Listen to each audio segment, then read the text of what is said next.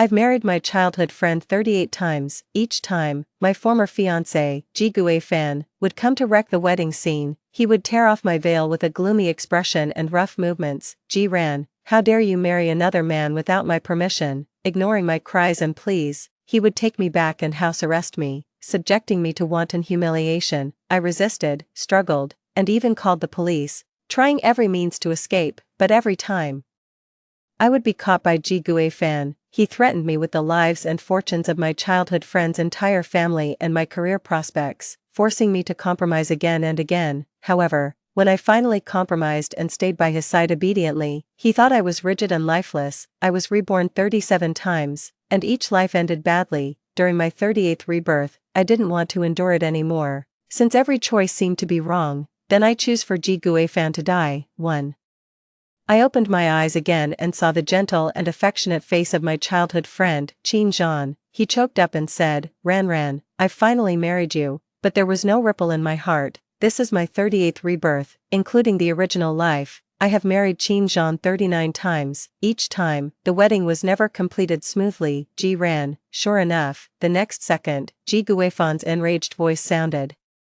I turned my head and saw his figure already appearing at the end of the red carpet, staring at me with a gloomy expression. Qin Zhan immediately stood guard in front of me protectively. Don't be afraid, he said firmly. Today is our wedding. I won't let anyone ruin this wonderful day. It's useless. The Ji family is a business tycoon with great power and influence. So even though Qin Zhan and I kept the news of our marriage airtight, and we even set the wedding location on the back mountain of a distant relative's hometown of Qin Zhan, he could still find out and come in time to stop it. And Qin Zhan and I, one is an orphan with no one to rely on, and the other is an ordinary student from a small town who excels in exams, against Ji Fan, the only son of the Ji family. It's simply like a mayfly shaking a tree or a mantis trying to block a cart. Qin Zhan had already instructed his relatives that as soon as Ji Fan appeared, some people would immediately hold hoes and machetes, intending to intimidate them, but obviously, they were no match for these well-trained professional bodyguards. Ji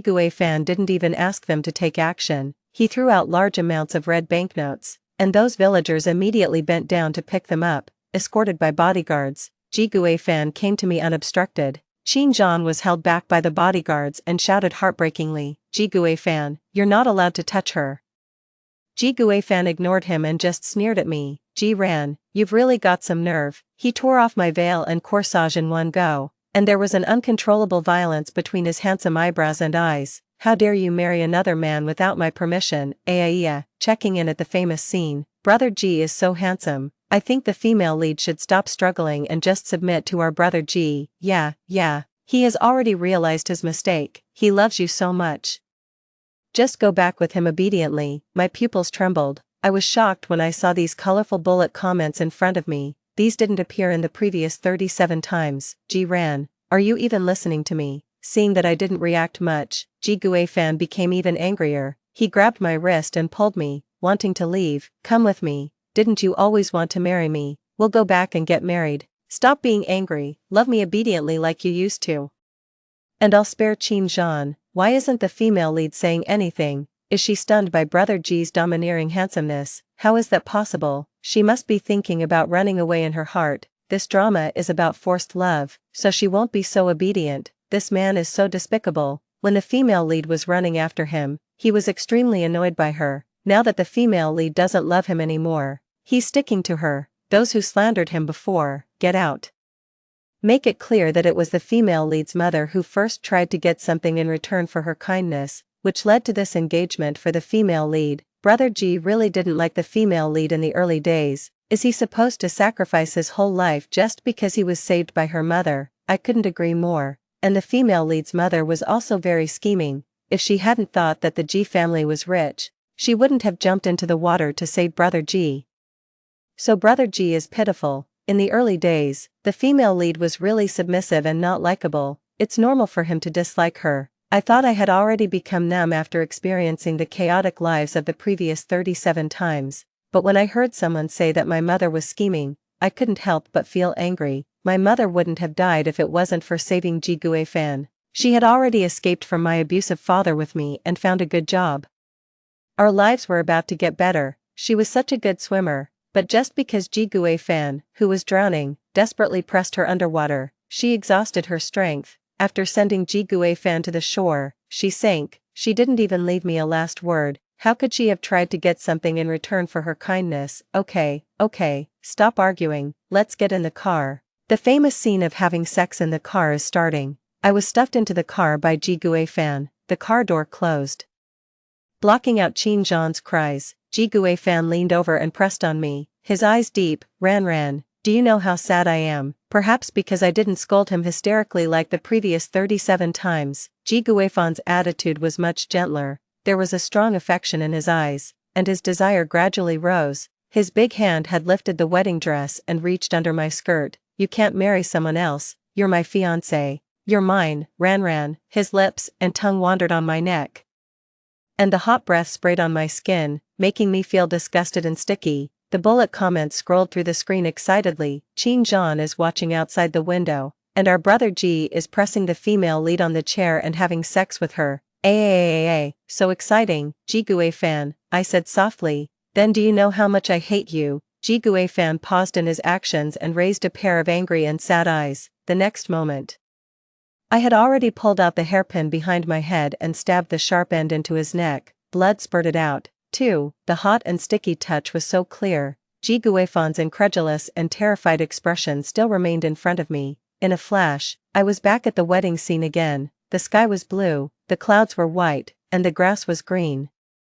The groom, Qin Zhan, smiled and looked at me at the end of the red carpet. The bullet comments scrolled through the screen like crazy. Holy shit, did you all see that just now? Wasn't it my imagination? I saw it. The female lead killed Brother Ji. She stabbed him to death. Goodness me, isn't the drama I'm watching about the male lead chasing after the female lead and forcing love? Isn't it about her chasing him and him running away and her being unable to escape? How did it turn into a horror scene in the blink of an eye? I remember the original plot wasn't like this. Isn't it supposed to be the famous scene of the male and female leads having sex in the car? Why did the female lead kill the male lead? Mom, it's so eerie. I don't want to watch it anymore. I want to go home. The male lead who forces women to do things deserves to die. The female lead stabbed him well. So satisfying. Don't be too happy yet, those above. Where is the exit button for this video? This rebirth occurred a little earlier than before. Ran, I've finally married you, Ji Ran. But it was only a little earlier. I looked at Ji Gui Fan at the end of the red carpet indifferently. The female lead's eyes are so scary. She won't try to kill Brother Ji again, will she? No, Brother Ji loves you so much. Isn't it good to go back with him and live the life of a wealthy lady in a wealthy family? Why does she have to kill someone? The female lead is so despicable. Why is she treating the male lead like this? It was clearly her and her mother who first tried to get something in return for their kindness. She was the one who provoked the male lead first. Now that the male lead has fallen in love with her, she's making that stinky face. Is she looking for trouble? That's right. The male lead's biggest mistake is that he's been too kind and good-tempered all these years, spoiling her into what she is now. Is Ji Gui Fan too kind and good-tempered? Then what about all the torments I've suffered all these years? Is it the retribution from heaven after my mother saved this scumbag? Either we all had an illusion just now, or this drama suddenly went crazy. The plot will definitely be normal next. That's right, that's it, don't be afraid. Qin Zhan stood in front of me just like the previous 39 times. Today is our wedding. I won't let anyone ruin. Qin Zhan, I'm sorry, I pushed him away. Tore off my veil and corsage, and walked straight towards Ji Gui Fan. Ji Gui Fan at the end of the red carpet immediately stopped in his tracks, and the violence and gloom between his eyebrows and eyes melted away. He glanced triumphantly at Qin Zhan, who was blocked by the bodyguards behind me, and looked at me with a half-smile. Ji Ran, at least you have some conscience. I didn't say anything, I just stepped forward quickly, and with precision and force, I stabbed the sharp object in my hand into his neck. Ji Gui Fan's eyes widened in. Ran.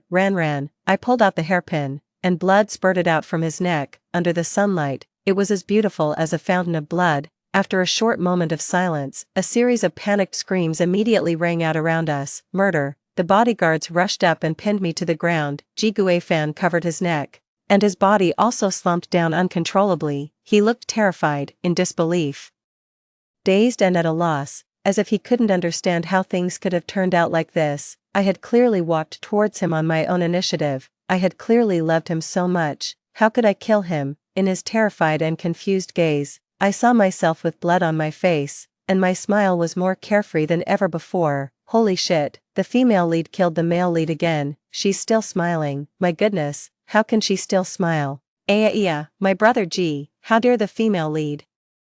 How dare she? Where the hell is the exit button? I really don't want to watch anymore. Double kill. Congratulations to the female lead for achieving a double kill. The last bullet comment caught my attention, however, before I could take a closer look, Ji fan, unwilling and resentful, took his last breath. When I opened my eyes again, he had changed his clothes and was alive again. Ji ran, I'll give you one more chance. Kneel down and wipe Han Ying's shoes clean.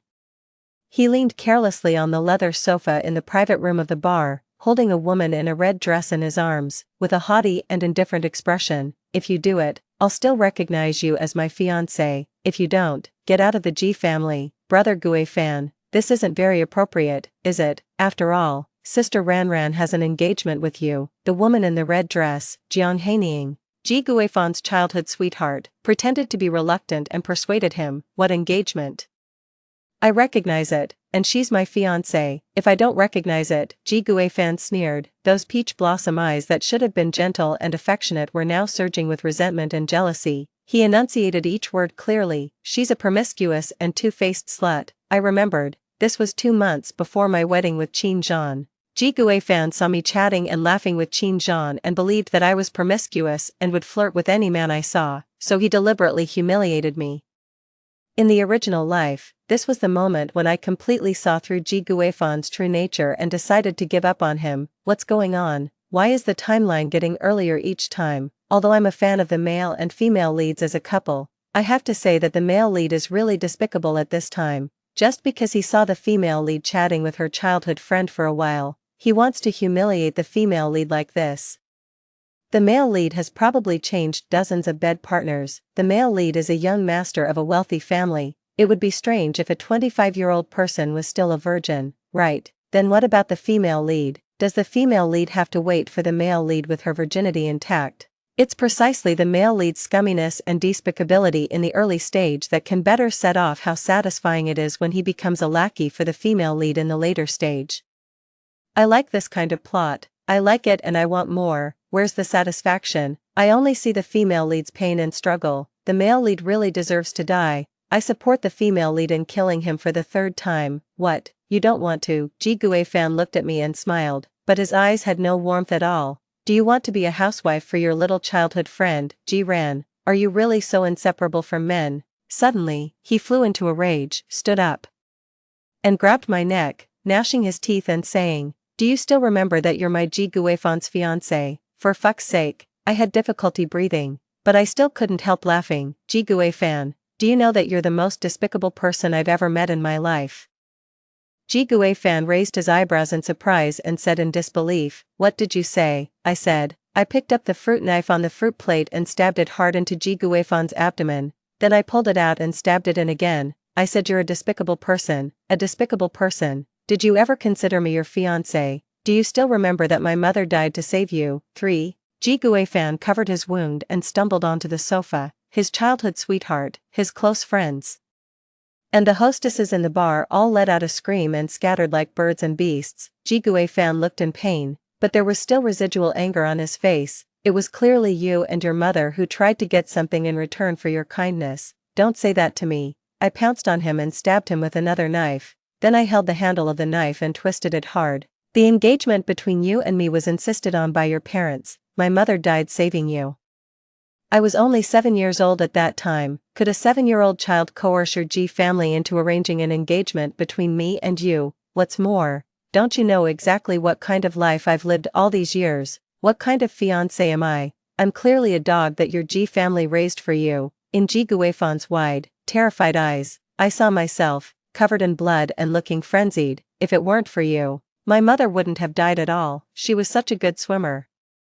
It was you who pushed her underwater again and again. Go to hell, go to hell, go to hell. I lost count of how many times I stabbed him. I just felt an unprecedented sense of relief. The resentment and indignation that had been pent up for so many years had finally found an outlet to pour out. In the end, Ji Gui-fan lay on the sofa with his eyes wide open. The part below his neck was a mass of blood and flesh, and it was impossible to tell it was a human shape.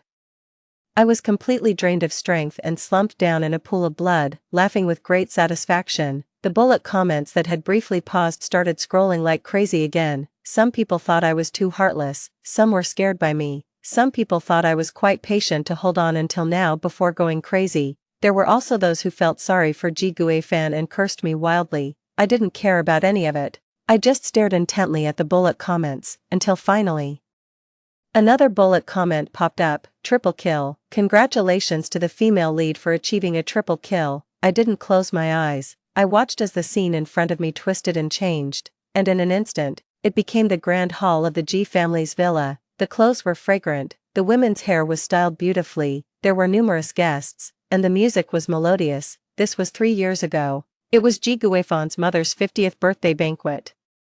Before I could snap out of the exhilaration of killing Ji Gui-fan with my own hands, the 22-year-old Ji Gui-fan suddenly rushed out and pulled me away. He walked quickly and urgently, and I couldn't keep up at all. I instinctively struggled. Ji Gui-fan suddenly turned around, his eyes bloodshot. Ji ran. Is this what you want? Do you even know what shame is? His words were confusing, but I understood. He had been drugged.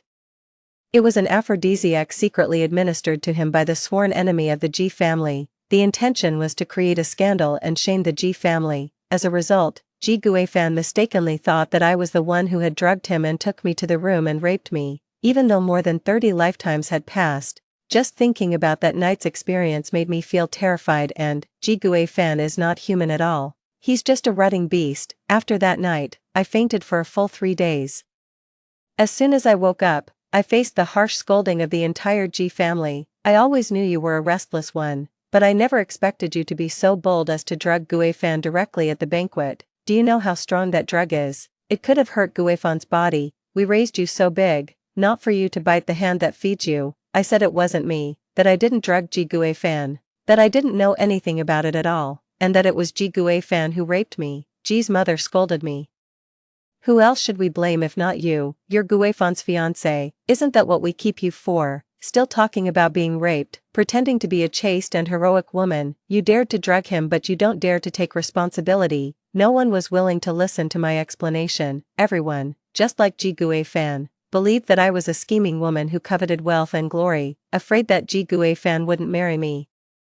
I was trying to force the issue at the birthday banquet and make them fulfill the engagement and marry me into the family. I was punished by being put in confinement. A high fever led to pneumonia, and I almost died. Later, when the truth came out and they realized that I wasn't the one who had drugged him, they just casually said, "So it wasn't you, then why didn't you say so earlier?" Ji Gui-fan didn't show the slightest bit of remorse. Instead, he said jokingly, "Well, you made a profit then. Ran, if I hadn't been drugged by mistake, I might never have touched you in my life." Not only did he not apologize, he didn't even admit to wrongly accusing me. "Since you want it, I'll satisfy you." Ji Gui-fan's breath, reeking of alcohol, sprayed on my face. His turbid eyes, stained by wine and debauchery, were full of animalistic desire. Stop killing, stop killing. Although the male lead really deserves to die at this moment, but female lead baby, you don't want to be trapped in the loop forever, right? Only by following the original plot can you truly get out of the loop. Female lead, even if I'm begging you, really stop killing. This world revolves around the male lead. Only by obediently following the original plot will the female lead gain happiness. Why doesn't she understand that? Happiness. Ever since my mother drowned while saving Ji Gui-fan, I've no longer had the ability to feel true happiness. Ji Gui-fan is the source of all my pain in this life. As long as he's alive, I'll never be able to be truly happy. Moreover, haven't I tried following the original plot? Whether I'm gentle and submissive or fiercely resistant, as long as Ji Gui-fan is around, I always end up with a bad outcome. I remember this plot was also very cruel. The female lead fainted for 3 days for the first time and was wrongly accused of drugging someone. She was put in confinement, had a high fever that led to pneumonia, and almost died. Our brother Ji didn't know the truth either. Female lead, can't you talk to him properly? That's right, at this time, he already has feelings for you in his heart. He just can't accept that the person he likes is scheming against him like this. If you talk to him properly, the result this time will definitely be different from before.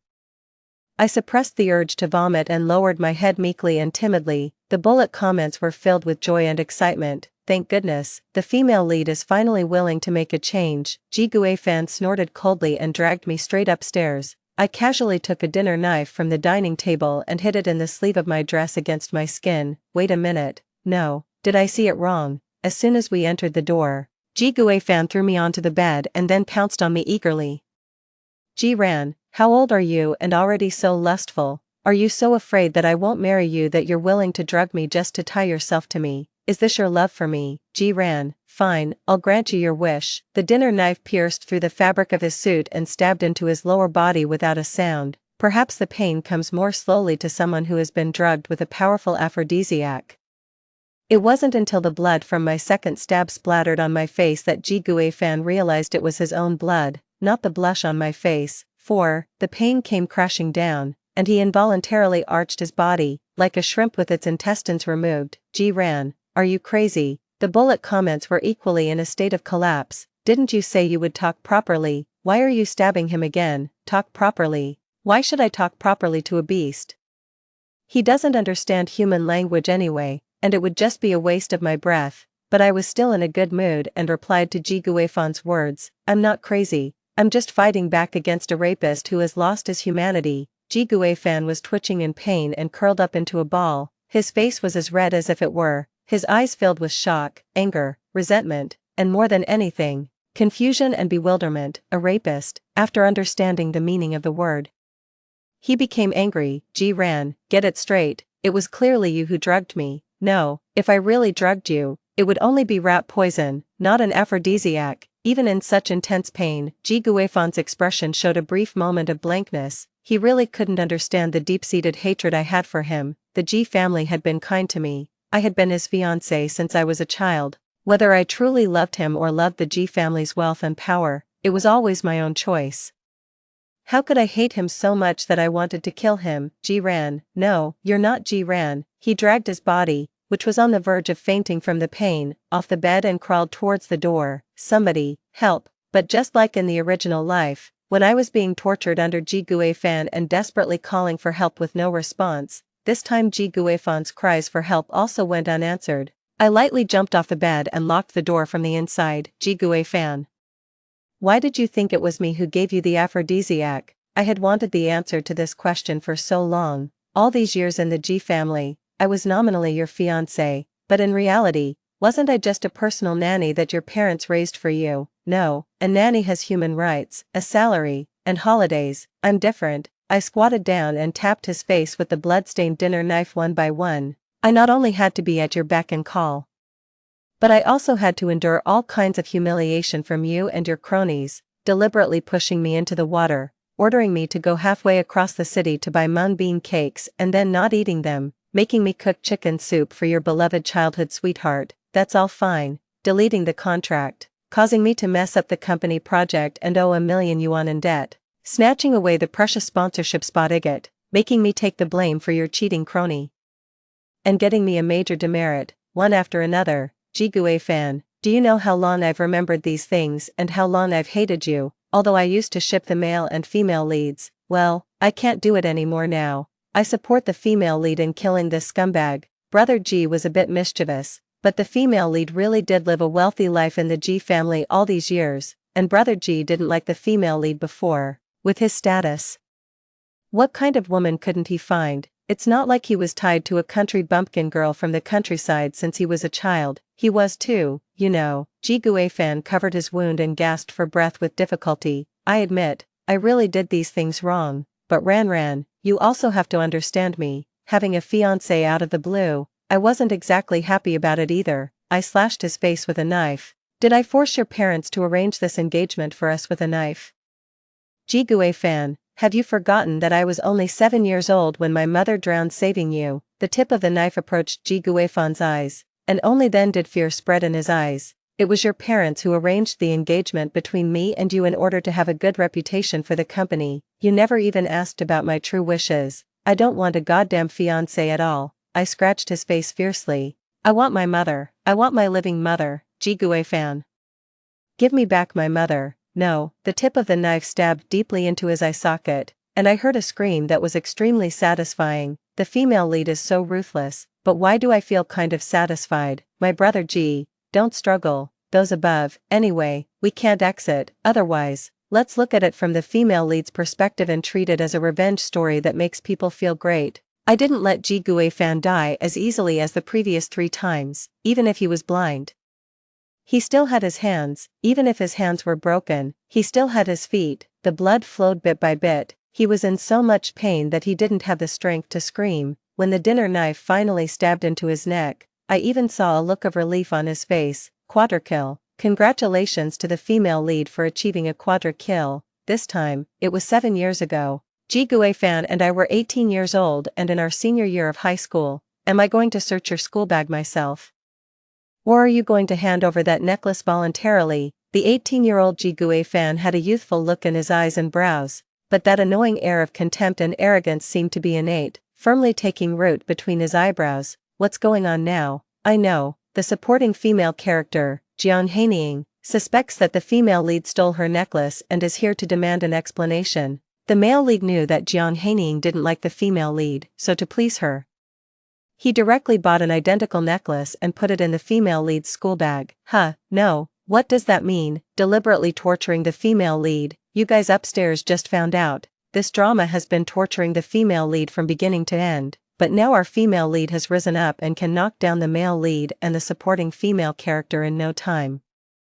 I ignored the unruly Ji Guifan. I looked around and, as expected, saw the looks of disdain or contempt from everyone. What a pity, this was the classroom, and there were no convenient weapons at hand. I wondered if a ballpoint pen could pierce through Ji Guifan's neck. Just as I was worrying, I reached into my school bag and felt it. Immediately, I was overjoyed. How could I have forgotten? During my high school days, I had a serious self-destructive tendency and often carried a small knife with me. Ji Guifan, I smiled at him. Can you come over here? I'll give you the necklace. Ji Guifan was taken aback, and his sword-like eyebrows furrowed even deeper, but he still came over and said impatiently, what trick are you playing this time? I pulled out the small knife and slashed at his neck with all my might. Ji Guifan had no precautions against me, a lackey who had always followed him since childhood, submissive, cowardly, and as soft-tempered as cotton. He couldn't have imagined that I would resist. He couldn't have imagined that I would go for the big move right from the start, directly cutting his throat with a knife. Ji Guifan covered his neck, which was spurting blood, and stepped back. Ji ran. Jiang Haining supported him and screamed in horror. Are you crazy? The classmates who were watching the commotion around us were immediately scared and scattered in all directions. Ji ran. I took out the diamond necklace that was said to be worth tens of thousands of yuan from my school bag and threw it at his feet. Ji Guifan, you put this necklace in my school bag, right? Ji Guifan opened his mouth futilely, but could only make a strange hoarse sound. I really can't figure you out. I sighed and casually picked up a glass on the table and smashed it, ignoring the cut on my palm. I held the sharp shard in my hand. Jiang Haining was so scared that she screamed. She didn't care about Ji Guifan anymore and crawled out in a panic. Ji Guifan fell to the ground and looked at me in horror. What on earth did I do to offend you that you keep torturing me one way after another? My mother saved you, not harmed you, right? I crouched down in front of Ji Guifan, forcefully stabbed the sharp end of the shard into his chest, and then smiled brightly at him. See you later, Ji Guifan. Ji Guifan's pupils dilated, and fear and despair welled up from the depths of his eyes. In an instant, he stopped breathing. So satisfying, unstoppable. Congratulations to the female lead for achieving a pentakill, you country bumpkin. I will never admit that you are my fiancé. I opened my eyes and saw Ji Guifan, who was 9 years old, with an angry and flushed face. People like you aren't even worthy of holding my shoes. What right do you have to be my fiancé? I'm telling you. Don't think that just because you saved me and my parents are protecting you, you will definitely marry me in the future. I'd rather marry a pig than you. Wow, 9-year-old brother G, so cute. How could the female lead bear to do it? Yeah, and he's still so young. None of those previous harms have happened yet. He's just an adorable little boy now. Female lead, if you teach him well, he will definitely change for the better. What are you staring at me for? Ji Guifan suddenly rushed over and pushed me hard. Don't you dare look at me like that. My 9-year-old body was still too small, and I was a bit unskilled. When I fell to the ground, I realized that my legs were covered in scars. and there were bandages on the serious parts. I remembered, the 9-year-old Jigue fan had a mischievous personality. He had a dispute with his father and mother because he didn't want me as his fiancé. He ran away from home at such a young age.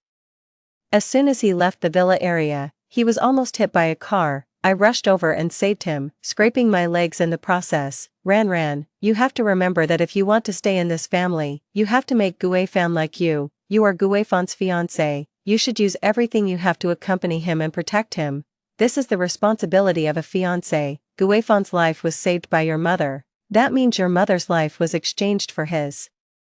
You don't want the person your mother risked her life to save to get hurt, do you? Ji Gue fan's parents brainwashed me into giving everything for Ji Gue fan, so even though I was extremely scared when the car came crashing towards us, I still chose to rush out and save Ji Gue fan, but he didn't appreciate it. Just like now, he looked viciously at the injuries on my legs and raised his foot to kick me. I don't care that you saved me. Even if you hadn't saved me, that person wouldn't have dared to hit me. I'm the young master of the Ji family. Before his kick landed on my wound, I got up and charged at him. Coincidentally, there was a swimming pool right behind him. Ji Gue fan fell into the water unexpectedly and opened his mouth to scold me. Ji ran, you gurgle gurgle gurgle. Ji Gue fan didn't learn how to swim until he was 14 years old. He struggled in the water and called for help. His gaze gradually changed from anger to fear, but this time, no one would come to save him. I don't know how long it took. Ji Gue fan's body sank. He was dead. I looked at the bullet comments still scrolling in the air. Godlike. Congratulations to the female lead for achieving a hexakill. Why are there so many people ahead? A gentle female voice that I hadn't heard for a long time sounded in my ear. I opened my eyes, carefully raised my head, and looked at the person. Short, neat hair that reached the ears, a thin and determined face, gentle eyes and eyebrows that habitually carried a hint of sadness. Mom, it was Mom. I finally saw Mom again. Ran, you wait here for Mom. There's a big brother who fell into the water over there, and Mom is going to save him. No, my heart started beating violently. I clung tightly to my mother's arm, almost wrapping myself around her with my hands and feet. No, don't go, you'll die. Mom, don't go. Don't leave me alone. We've finally managed to live a good life. Don't leave me. Don't, I cried heart-wrenchingly, my heart breaking, not caring about anything else. There was only one thought in my heart and eyes, and that was to stop my mother from saving Ji Gue fan. The one who deserved to die was never my mother, it was Ji Gue fan. Ji Gue fan was a jinx, a bad luck charm. Whoever got involved with him would be plagued by bad luck for a lifetime. What's wrong? Ran, Mom is here. Mom is okay. Don't cry. My mother crouched down and hugged me into her arms. Ran, don't scare Mom. Mom is fine. Mom won't go then. But my tears still wouldn't stop. I had lost count of how many years it had been since I last saw my mother. Ever since she died saving Ji Gue fan, there had been no glimmer of light in my life. I had struggled in the darkness named Ji Gue fan for so many years. This was my 38th rebirth. I seemed to want to vent out all the grievances of the previous 40-something lifetimes. I actually cried myself into a faint in my mother's arms. This time, my mother didn't care about Ji Gue fan who had fallen into the water anymore. She picked me up and rushed to the hospital. When I woke up again, my mother was by my side, and on the TV, the news of the drowning death of the only son of the Ji family, the richest family in the area, was being broadcast. Ji Gue fan's parents were heartbroken by the river. Congratulations to the female lead. You have successfully achieved the feat of reversing your life. Next, please enjoy your own life to the fullest. The bullet comments disappeared. Ran. When my mother noticed that I was awake, she quickly pressed the bell to call the doctor and then approached with red and swollen eyes. How do you feel? I held her hand, sniffed the unique smell of my mother on her body, and felt the warmth emanating from her. My heart was more at peace than ever before. I feel extremely good. I wrapped my arms around her neck, as if holding a treasure that I had lost and found again. Mom, I love you so much. Story 2. My boyfriend spent his whole life creating a time machine. He used it to go back and try to save his first love. I secretly followed him back in time. There, I saw him, whom I had taught bit by bit how to love, tenderly holding his first love's hand, saying, I didn't know how to love before, and I hurt you. Now, I've learned. The day after we returned from the past, I met Liang Su at Xia Qingxuan's birthday party. He appeared with a cake he made himself and carefully selected gifts. under the gentle light of the flickering candles. His gaze was deep and affectionate, the atmosphere reached its peak, ambiguous and charged, as everyone gathered around waiting for Xia Qingxuan to make a wish and blow out the candles. Then, they playfully urged the couple to kiss. I stood quietly at the edge of the crowd, watching Xia Qingxuan, holding roses, coyly tiptoed to kiss Liang Su on the cheek. My roommate introduced him to me. "That's Xia Qingxuan's boyfriend. Isn't he handsome? Not only that, but he's also very considerate, gentle, attentive, and always maintains a respectful distance with women. Simply perfect." Silently, I watched as Liang Su gently tucked a stray hair behind Xia Qingxuan's ear, his eyes smiling. I turned away and quietly replied to my friend, "He truly is mature and reliable, good at taking care of others." After all, I had spent 5 years teaching him that, little by little, the original Liang Su wasn't like this at all. He was bad-tempered, impatient, impulsive, irritable, and arrogant. His relationship with Xia Qingxuan, which lasted less than 2 years, ended when she vented all her frustrations and fell in love with his friend. Liang Su couldn't accept that, so he spent years creating a time machine, learned how to love as I had taught him, and without hesitation, left me behind to go back to the time when he had just started dating Xia Qingxuan in their sophomore year, even though just one more day would have marked our 5th anniversary, but he couldn't wait. Now, we are strangers who don't recognize each other. At the party, Xia Qingxuan was the center of attention, and the conversation revolved around her and Liang Su. Someone asked her how she managed to find such a perfect boyfriend. Others inquired if Liang Su had any equally handsome friends. Even jokingly, someone half-seriously said, "Ever heard the saying, one generation plants the trees, another gets the shade? Liang Su is so considerate and attentive, surely an ex-girlfriend taught him all that." Hearing this, Liang Su didn't seem upset, he just smiled lightly and then, taking Xia Qingxuan's hand as if making a confession or a promise, said, "There is no ex, Qingxuan is my first love, and my only love." Of course, he had no ex because it was only a year after they broke up that I started dating Liang Su. I was not the past, but the future. Yet, that didn't stop him from applying everything I taught him about love to Xia Qingxuan. In the dimly lit room, the crowd buzzed, so he never saw me standing in the corner the whole time. It was only after the cake was cut, and Xia Qingxuan was introducing friends to him, that Liang Su stood before me, our eyes meeting. I can't describe the look on his face when he saw me. The smile freezing on his lips, a flicker of confusion in his eyes, but he quickly regained his composure. Then, as Xia Qingxuan introduced me saying, "This is Yu Xing, my classmate," he stared at me, lost in thought. I maintained a polite smile, watching Xia Qingxuan tug at his sleeve and frown inquiringly. "Do you know each other?" Liang Su then regained his senses and handed me a piece of cake, saying coldly and distantly, "No, we don't know each other." I sat with the cake on a single sofa, looking towards Liang Su, who had returned to the center of the crowd. Under the flickering lights, tall and with intense features, he was indeed breathtakingly handsome, especially his eyes, deep and earnest, always seemed innocent and passionate when he looked intently at someone. So, during the 5 years we were together, no matter how angry or sad I was, just seeing his face, just him quietly looking at me and softly calling, "Xing Xing," I would instantly surrender.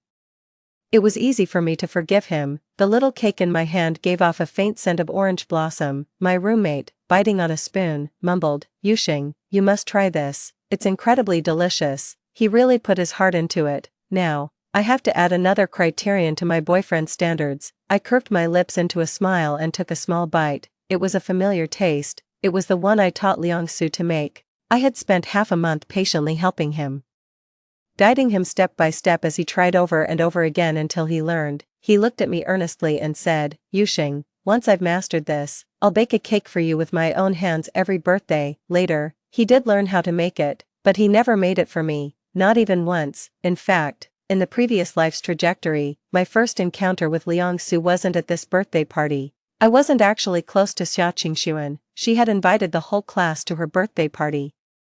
I wasn't planning to go, but my roommate dragged me along to join the fun, so I left early after giving my gift and well wishes in the previous life. Thus, I missed Liang Su, who arrived late. That night, back in the dorm, my roommates mentioned him. "Yu Xing, you left early and didn't see Xia Qingxuan's boyfriend. He's extremely handsome. Too bad he seemed aloof and impatient throughout the party." Putting aside their personalities, they do match well in terms of looks. I wasn't particularly curious and generally uninterested in other people's affairs, let alone some other girl's boyfriend, so, after listening, I just smiled indifferently and didn't pursue the matter further, nor did I ask for his name. It was only later, after I got together with Liang-Su for a short time, that I accidentally saw a photo in his study and realized he was the handsome guy I had missed at the party, Xia Qingxuan's boyfriend.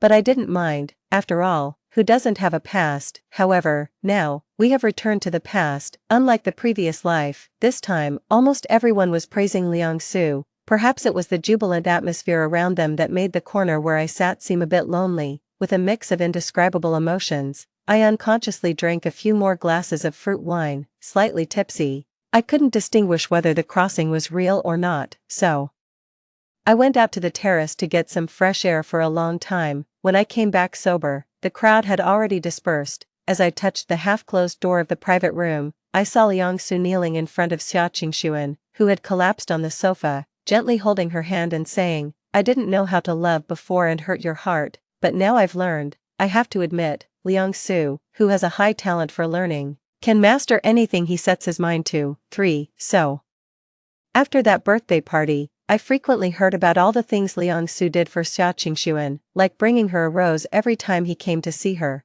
peeling shrimp and picking out fish bones for her at dinners, and even making handmade gifts to create little romantic moments. Oh, he would occasionally come to accompany Xia Qingxuan to class, and since coming back through time, our only interaction was at Xia Qingxuan's birthday party, and then there was today, my roommate and Xia Qingxuan, who are in the same guitar club. We're going for a team-building hike, and she pleaded with me to come along to take photos. Yuxing, please, I absolutely love your composition, lighting, and color style. I'll treat you to a big meal when we get back. I agreed after her persistent coaxing. Then, carrying my camera, I arrived at the meeting point with her and saw Liang-Su, who had come to accompany Xia Qingxuan. He was dressed in a black and white sports outfit, slightly bowing his head.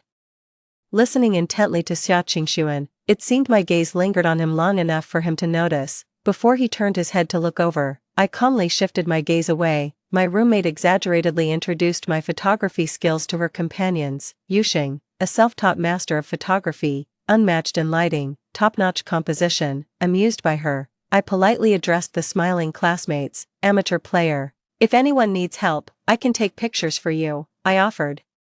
During the trip that followed, people kept offering me small snacks in exchange for taking photos for them. It wasn't until Xia Qingxuan, pulling along Liang-Su, came over with a smile and asked, "Yuxing, could you take a picture of us too?" I held my camera and nodded with a smile, finding a good spot to frame them. But before I could press the shutter, I heard my roommate loudly asking from the side, "Liang-Su, why aren't you smiling? Look here at Yuxing and smile," he said, silently.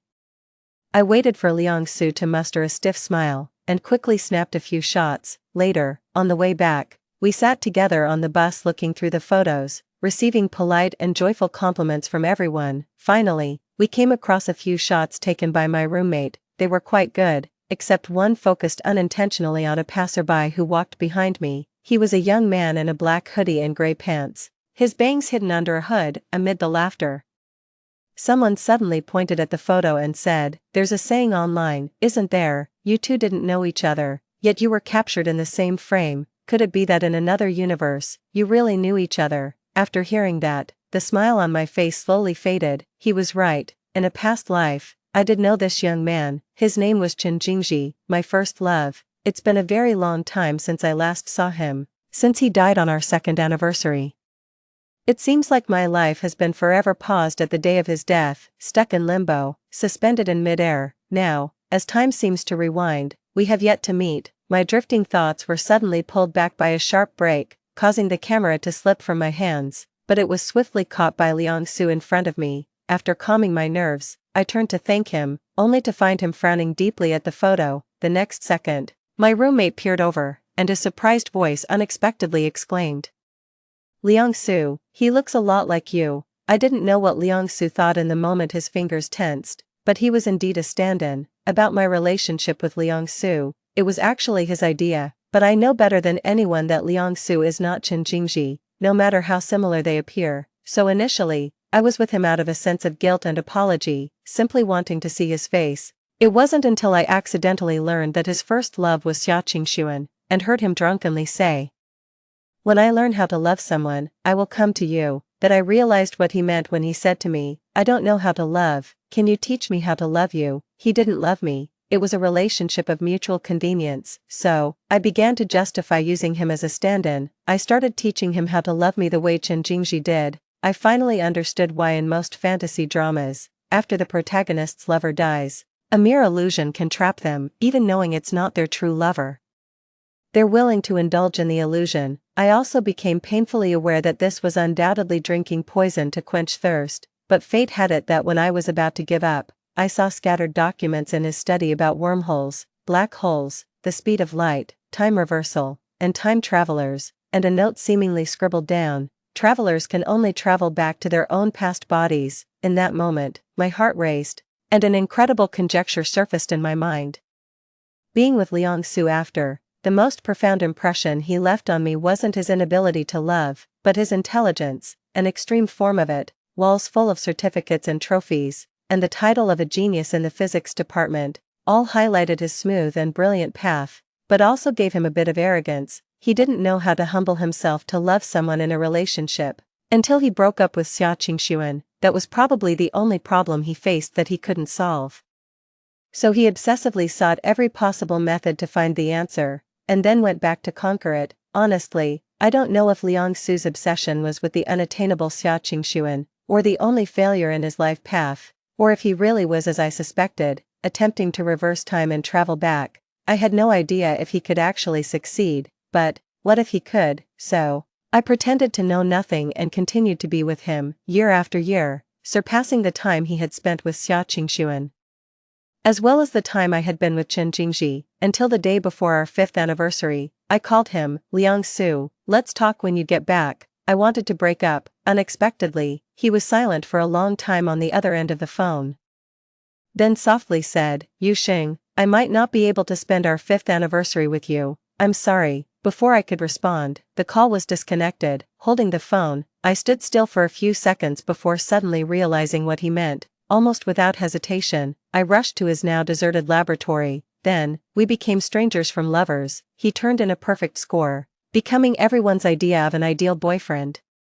I also had the opportunity to save Chen Jingji and alter his doomed fate. Just as I never cared about Liang Su's past with Xiaoqingxuan, he didn't care whom I had been with either. So I think, regarding Chen Jingji being my first love, Liang Su would never know. Eventually, the camera was handed back to me. Liang Su said nothing, just silently looked out the window. I couldn't pay attention to anything else. My eyes fixed on the photo, my mind filled with Chen Jingji, suddenly realizing something.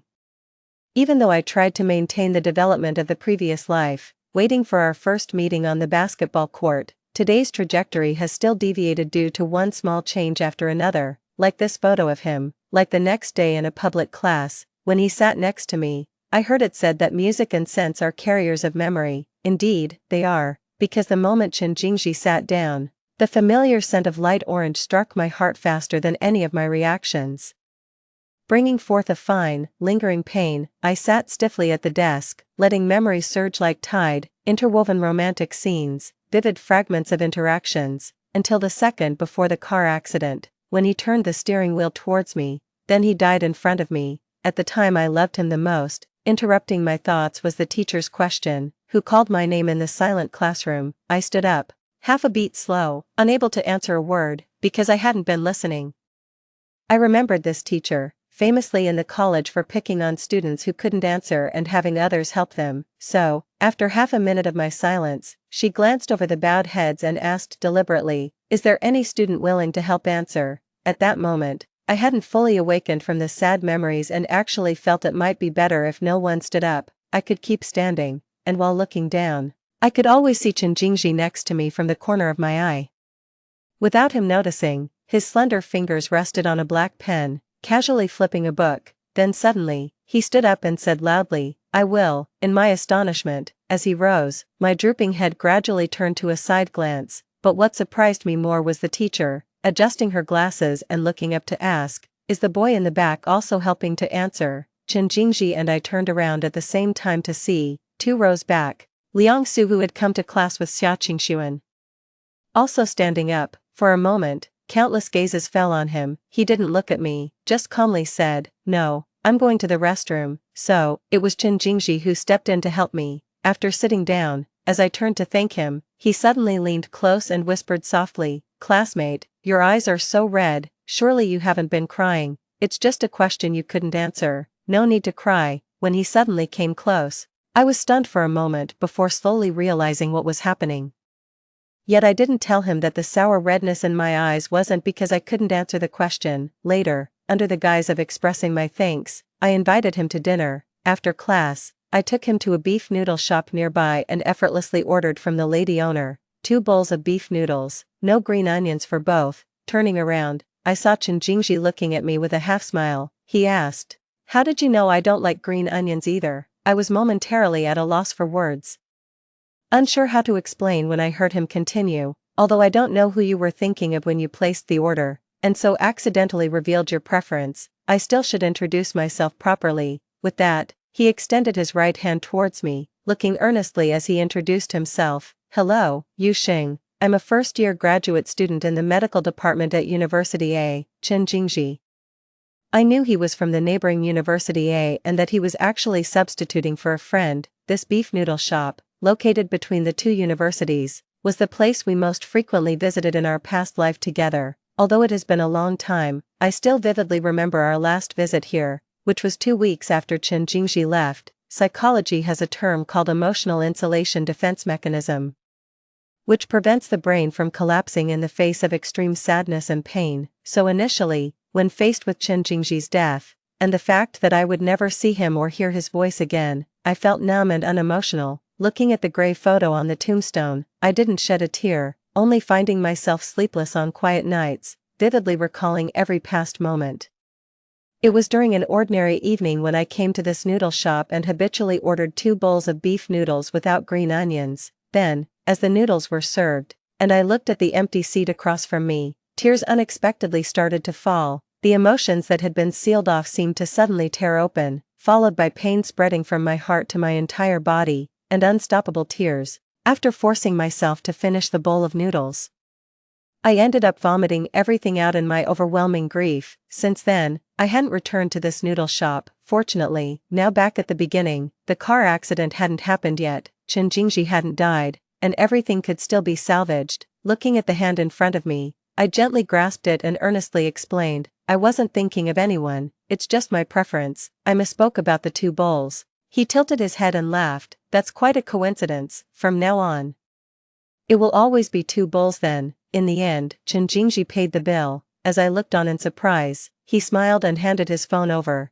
"In public, it wouldn't be gentlemanly of me to let a girl pay. How about this? Add me on WeChat, and you can transfer to me." I added him on WeChat and sent the money, but he returned it, saying, "It doesn't make sense for a girl to treat on the first meal. How about you do me a favor instead?" They had a community medical event coming up, and he asked me to help take photos. A week later, I followed him with my camera to the nearby community, capturing their medical consultations. In the photos, Chen Jingji patiently answered the residents' questions, measured blood pressure and blood sugar for the elderly, and chatted with the children. The noon sunlight fell on his white coat, coating him in a gentle glow, dazzling yet tender. If Liangsu was an unattainable flower on a high cliff, then Chen Jingji was like a grand, warm autumn sun. They were never the same. As the medical event neared its end, and everyone was chatting with the elderly and children, I saw Chen Jingji surrounded by a group of kids, helping them make bamboo joint figures. Amidst the chirping calls of "Brother Jingji," he bowed his head, his fingers deftly threading and tying knots, then handing them out one by one.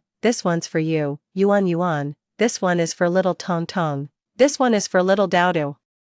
I casually snapped a few photos, and while flipping through them, I suddenly heard Chen Jingji's voice. Looking up, I saw him handing me a beautifully crafted bamboo figurine, jokingly saying, "Here, everyone who sees this gets a share. This one is for little Xingxing." Over time, through several encounters, Chen Jingji and I became friends who could arrange to have meals together. He would help me campaign for votes in the most beautiful sunset photography competition, and when we went to play with clay together, he would seriously mold various human organs. Then, when the couple across from us finally managed to shape a pair of standard hearts, he lifted the heart he had made and said, "Look, this is a perfect heart. I put down the scattered limbs in my hands, smiled awkwardly at the speechless couple across from us, and pulled Chen Jingji to another table. He would also take me to meet his fellow disciples.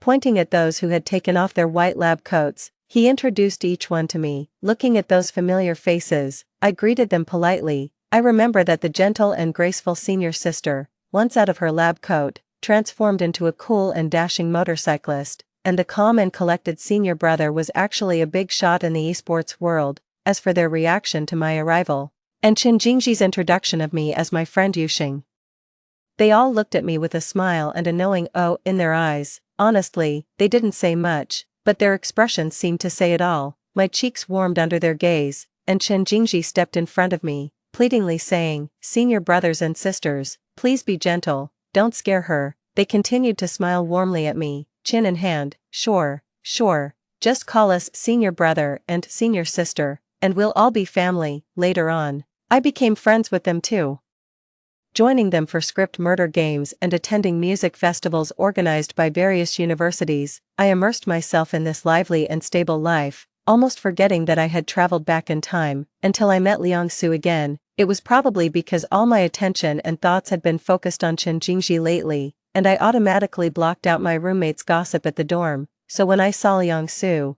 I suddenly realized that it had been a long time since I last heard his name. One summer evening, while playing Truth or Dare at an outdoor barbecue stand with Chen Jingji and his seniors, I suddenly felt a strong gaze on me. Instinctively looking sideways, I caught Liang Su's eyes. He was sitting at another table with Xia Qingyu and another couple. Deliberately, Xia Qingyu held Liang Su's hand, talking nonstop, then laughed heartily at something, while the man across from her had a tight face and pursed lips. The atmosphere was harmonious, yet strangely tense. The gaze that Liang Su cast on me felt like thorns on my back, but fortunately, the displeased man across from Xia Qingyu suddenly stood up and said he wouldn't eat anymore. They left. I held the goose leg that Chen Jingji handed to me, hearing Xia Qingyu leaning on Liang Su, slightly drunk, saying as they walked, "Liang Su, I like you the most." As they passed by us, my gaze lightly swept over them, noticing that Xia Qingyu's actions and words indeed showed she liked him a lot. But he did not seem happy. This puzzle was soon answered. Xia Qingyu broke up with him. A roommate in the guitar club sighed regretfully during our nightly gossip session. "Did you all know, Xia Qingyu and Liang Su broke up?" My pen stopped abruptly, and I suddenly remembered a night in a previous life when a roommate mentioned that Xia Qingyu and her boyfriend had broken up. Back then, she said Xia Qingyu complained that Liang Su didn't know how to love and couldn't stand being with him anymore. Decisively breaking up, and soon officially announced a new relationship with a friend of Liang Su. Even though Liang Su had become everyone's ideal boyfriend, I didn't understand why they still broke up. The roommate's answer was that Xia Qingyu felt bored. Liang Su loved her like a robot set to a program, which was very dull. Then the roommate opened her social media to show, "Look, she's already announced her new relationship, and it's with a friend of Liang Su." I stared at the social media post, speechless, recognizing the man who had been displeased at the barbecue stand that night. Then I heard my roommate lower her voice, mysteriously adding, "The real reason is that Xia Qingyu never really liked Liang Su. She was with him only to spite a childhood friend she had a crush on for a long time. She wanted to make him jealous." Yes, that childhood friend is Liang Su's friend, her current boyfriend now. So whether Liang Su could love someone or not, Xia Qingxuan didn't care at all, because they would inevitably break up in the end. And Liang Su, he thought he had found the right answer, only to realize later that the question itself was wrong. Amidst sighs, another roommate asked, "Did Liang Su just agree like that? Didn't he try to win her back? He seemed to really like Xia Qingxuan." "No, I heard he accepted it very calmly and didn't say anything about holding on." I found this somewhat absurd. An instinctive unwillingness to accept this fact, because it made me feel like what was meant to happen would inevitably happen. This feeling reached its peak when I saw Liang Su again a week later. In a large shopping mall downtown, I found a child who had gotten lost from her family and took her to the broadcast station, waiting with her until her mother arrived. A very beautiful and dignified woman dressed in an expensive-looking dark blue cheongsam came over, took the child's hand, and thanked me, inviting me for tea at the tea house downstairs. Despite my repeated refusals, she insisted, citing it would ease her conscience, and led me past a wooden carved screen where I saw Liang Su, dressed in a light gray sweater, pinching a celadon cup at a square table. memories from a distant past were instantly awakened, although the timing was wrong. In my previous life, my first encounter with Liang-su was because I found this child, but back then, the person who came to the broadcast station to pick up the child was Liang-su. It was his cousin's daughter, who was visiting from abroad. Liang-su's parents were both scientists and were rarely around, so he had grown up mostly alone, indifferent to familial ties. During the 5 years we were together, I hardly ever saw his relatives, thus this cousin and her little niece, whom I had only met once, faded from my memory over time, but I hadn't expected that, starting over, a similar situation would occur again, albeit slightly differently. The girl's mother mentioned that she was supposed to meet her cousin here, then explained to Liang-su, this lady helped find her, her name is Yu Xing. After she spoke, Liang-su put down his teacup, looked over, and said slowly, yeah, I know her. I couldn't describe how I felt at that moment. Upon learning that Liang-su and I were alumni, the girl's mother exclaimed in surprise, that really is fate. Then, curiously looking between me and Liang-su, she asked, one in physics, one in Chinese studies, how do you know each other? The room fell silent. I shifted my gaze from the gently swaying irises opposite me and said softly, not really acquaintances, he's a classmate's boyfriend, I've met him once. The next second, Liang-su added, we've broken up. Oh, now he's an ex-boyfriend. Perhaps sensing my lack of enthusiasm, the girl's mother didn't pursue my story further but instead talked with Liang-su. I picked up a pastry, focusing on entertaining the little girl next to me, indifferent to their conversation, until before leaving, I heard the girl's mother ask Liang-su meaningfully, you seem to have changed a lot since coming back, becoming much more reserved. Is it because of that girl you broke up with? He shook his head slightly. No, she didn't like me. And I didn't like her either. Oh, but you seem quite upset. Liang-su was silent for a few seconds, his voice a bit hoarse, because I realized too late that I might have missed someone I truly liked. I didn't know what he meant by that, nor did I want to know, but since then, our encounters started to become more frequent, trapped under the same roof by a heavy rain, eating at the same table in the cafeteria. Even the campus cat that I often fed suddenly appeared at his feet one day. When coincidences become too frequent, they're no longer coincidences, so, I reduced how often I went out, stopped eating in the cafeteria, and stopped feeding that orange cat. After a while, Liang-su stood in the corridor I had to pass through in the library, looking puzzled as he asked me, Yu Xing, are you avoiding me? Yes, I indeed was avoiding him. After all, starting over, there was no relationship between me and him anymore. I addressed him calmly, asking, then in what capacity are you standing here questioning me? As an ex-boyfriend of a classmate. He looked down at me for a long while, his face turning a shade paler, before finally stepping aside to let me pass. I thought to myself, someone as proud as him probably won't come looking for me again. Yet, his breakup, our encounter, and various incidents similar to those in a past life that happened sooner or later, still instilled a deep unease in me.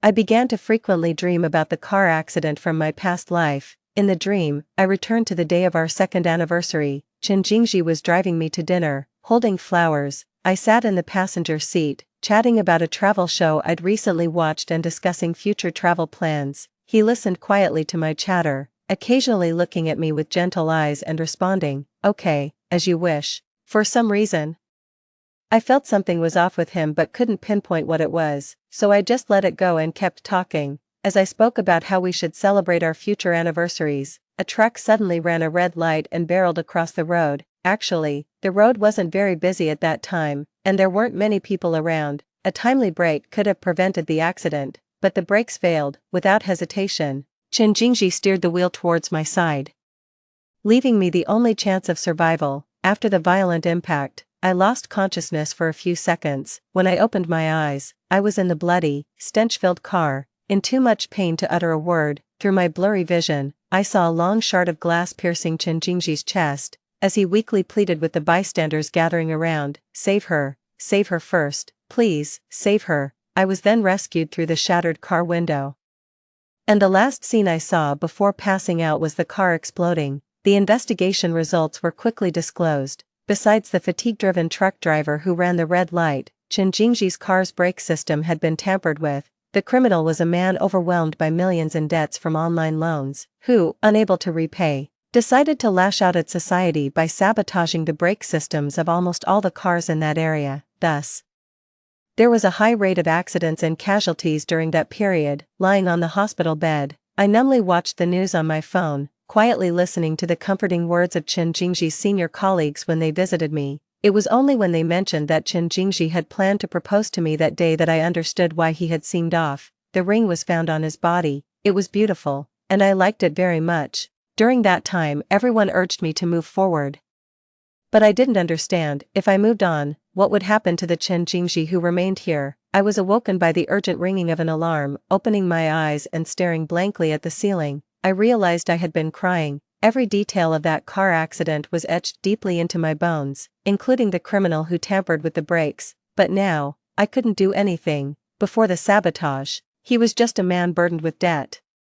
And I dared not confront him prematurely to avoid other consequences. I could only minimize changes and wait for the day he committed the crime. During this waiting period, Chen Jingji and I got together. Before that, I had faintly noticed signs that he was about to confess his feelings. It started when a senior from the photography club asked me to pretend to be his girlfriend to fend off a girl who kept pestering him. In the quiet, elegant restaurant, the senior wrapped his arm around me and told the girl across the table, "I really do have a girlfriend now. See, her name is Yu Xing." I wasn't very good at acting, fearful of giving us away. I just maintained a smile and nodded in agreement. The next second, inadvertently, I saw Chen Jingji with his friends at another table behind a frosted glass partition. He must have watched the entire scene. When our eyes met, he quickly looked down. He didn't respond to his friend's questions, just quietly eating his rice. That evening, I saw a post on his social media, a picture of a heart model cracked in half with the caption, "Heartbroken." The next day, I went to see him with his favorite green plum cake.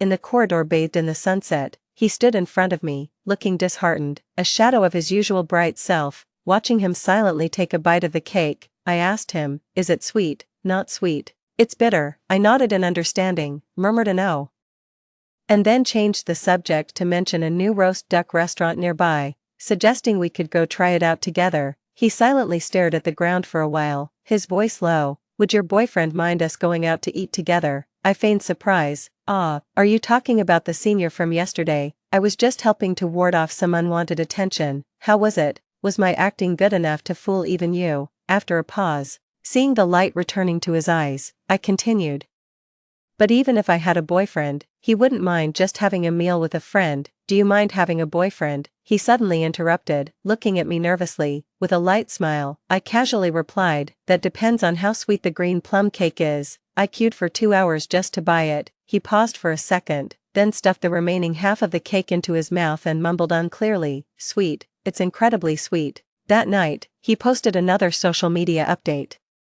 A photo of my silhouette with the caption, "My life to come." That's how Chen Jingji and I started dating. There were no dramatic romantic confessions like in novels or TV dramas, just two hearts holding each other. Afterwards, like any other campus couple, we spent a very ordinary but happy time together until the day marked on my calendar, just before, outside an old neighborhood at 3 in the morning, the time of the crime, a sabotaged brake system.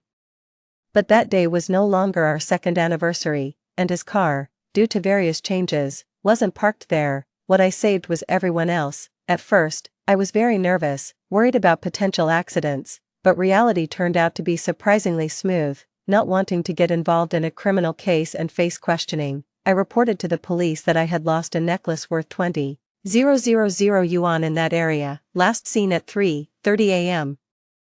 The police quickly checked the surveillance and then saw a suspicious man repeatedly near several cars, holding tools. The investigation and verification followed logically, and I was no longer involved. As for the necklace, I told the police the next day that I found it in a trash can. I also heard that many cars had their brakes sabotaged that night. The criminal was caught. The long-held worry probably ended there. But I still felt uneasy inside. This unease lasted until 2 weeks later, when Chen Jingji and I went to the cinema. Walking slowly through the crowd, a man with a scar on his right face brushed past me. A knife hidden in his sleeve caught my eye as he walked towards a pregnant woman. In a flash, my actions were almost faster than my thoughts, and by the time I realized it, I had already taken the knife for the pregnant woman. Lying on the ground, I finally understood what I had forgotten. The scar-faced man was a fugitive.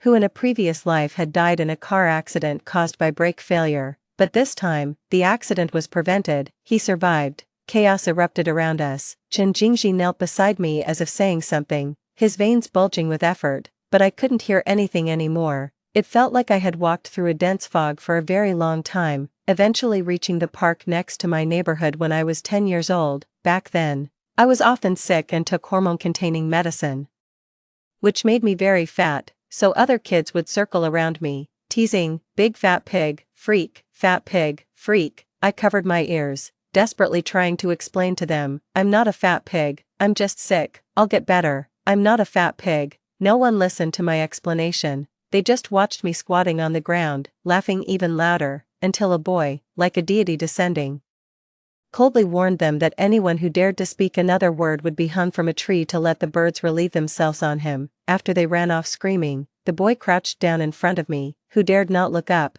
and comforted me in a gentle voice, "Don't be afraid, I've driven them all away." I slowly raised my head to look at his handsome face and whispered, "Brother, I'm not a fat pig, I'm just sick." He smiled at me tenderly. "Yes, I know, you're just sick, you'll get better."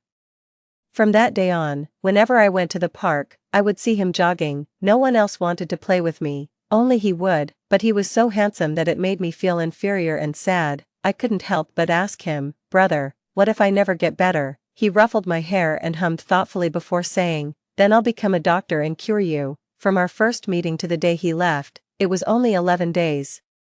That was the last thing he said to me before I heard his mother calling him not far away, "Jingji, Chen Jingji, come home for dinner." The next day, my father's affair was discovered, and my mother and I moved away. I never saw Chen Jingji again. When we met again, he had become a medical student, standing out in the crowd, as handsome as ever, and my illness had also healed. Later, we accidentally reunited at a basketball court, got to know each other, and became a couple.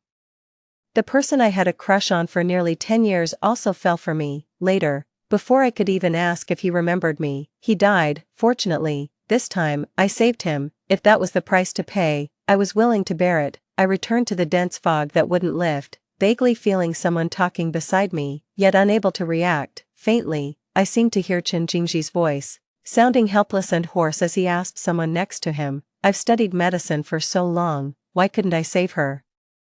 Teacher, what should I do?" When I regained consciousness again, the hospital room had become very quiet. Someone was sitting by the bed, using all my strength. I barely managed to lift my eyelids halfway, only able to vaguely see his face, resembling Chen Jingji, and also like Liang Su. I tried hard to distinguish for a long time, to no avail, until he spoke. "If I hadn't traveled back in time, would it not have triggered the butterfly effect that caused your injury, or did you also come back?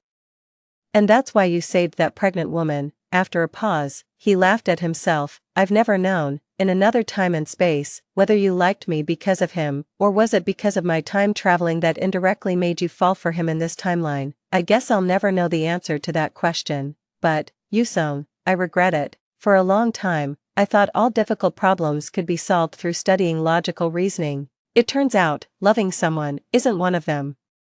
It's unsolvable, just like how I seemingly can't make you, who fell in love with him, fall in love with me again." I don't really like to reminisce about the 5 years I spent with Liang Su, but a trivial incident inexplicably pops into my mind. It was probably the 3rd winter we were together. I was talking to him on the phone on my way home from work when I accidentally bumped into someone. After a yelp, my phone fell precisely through the cracks of a drain cover into the sewer below. Feeling extremely frustrated, I spent the entire night in a taxi using the little cash I had on me. I found out the next day that Liang Su had been looking for me all night. I don't know why he did that, but I knew that a relationship started with impure intentions would never end well. Talking about it now is pointless. I woke up on a very ordinary evening. As soon as I opened my eyes, I saw Chen Jingji patiently wiping my fingers one by one as he bent his head. I turned my head slightly and called out softly, "Chen Jingji." His movements abruptly stopped. Without looking up, his knuckles whitened as he gripped the towel tightly. Then after a moment of silence, he got up and strode out. I watched the white ceiling and silently counted inside my head. By the 57th count, he walked back in. The corners of his eyes were red. After a thorough checkup, I was cleared to leave the hospital. On the day of my discharge, Chen Jingji took me to his place and began to take care of me cautiously, revolving his days around me. Feeling somewhat apologetic, I said to him, "I'm sorry for troubling you so much. We've only just started being together." He seemed amused and pinched my face, placing a bowl of soup in front of me, feigning annoyance. "Then drink up quickly, and get the weight you lost back." I frowned and shook my head. "But I finally managed to lose some weight, guess it saves me the trouble of dieting." Completely losing his composure, he spooned up some soup and brought it to my lips, coaxing softly, "Come on, little Yusong, open your mouth, listen to Dr. Brother. A healthy person is the most beautiful." That's how I recovered from my injuries. With Chen Jingji's mix of anger and coaxing, I saw Liang Su again half a year later in a supermarket. As I was looking for Chen Jingji while holding a few oranges, one accidentally rolled away. It kept rolling until someone bent down and picked it up. It was Liang Su. He stepped forward, placing the orange back in my arms. During our silent gaze, I sincerely thanked him. "Liang Su, thank you." Just then, Chen Jingji's voice called out as he was looking for me, "Yusong." I quickly responded, "Coming," and brushed past Liang Su who was about to speak. Just like in this vast universe, we may have brief encounters, but ultimately, we drift apart. That night, while organizing the study, I saw a cartoon drawing in a photo frame inside the glass cabinet. It depicted a chubby little girl with a bubble above her head that read "Brother." I took the photo to ask Chen Jingji when he recognized me. He smiled, his eyebrows slightly raised, and casually flipped the frame over. I was stunned. It was a photo of him, but the focus was on me passing by behind him. The date recorded was the day we went hiking, so, the next day, he sat down beside me. From then on, our story took a new beginning.